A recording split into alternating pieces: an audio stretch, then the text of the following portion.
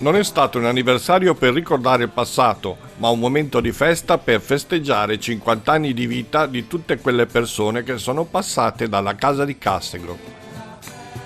50 anni da quando la colonia, realizzata da Don Pio Borzone, iniziò ad ospitare le attività estive della pastorale giovanile, riorganizzata alla luce delle indicazioni del Concilio Vaticano II. Un luogo che nel tempo è cresciuto al servizio della diocesi, delle associazioni e delle parrocchie. Oggi ci siete voi qui, vi vedo, gioisco, vi vedo bambini, vi vedo ragazzi che qui hanno scoperto qualcosa di bello, non per merito nostro così, ma proprio per la presenza di Gesù.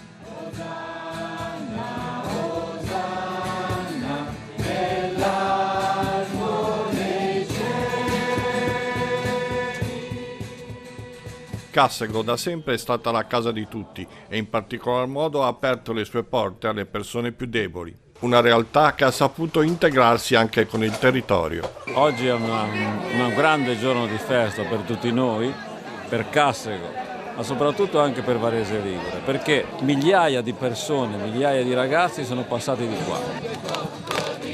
La presenza di molti giovani, famiglie e bambini sono un segnale di futuro.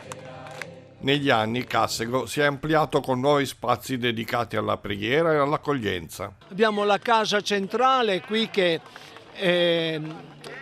può contenere 99 persone. C'è sopra il villaggio San Caprasio che contiene una sessantina di persone, in genere viene utilizzato così da gruppi particolari. E da Don Paolo una richiesta d'aiuto per poter realizzare alcune opere di ristrutturazione fondamentali per fare in modo che questa esperienza possa essere ancora attiva per molti anni ancora. La necessità e il desiderio di rifare il tetto della casa.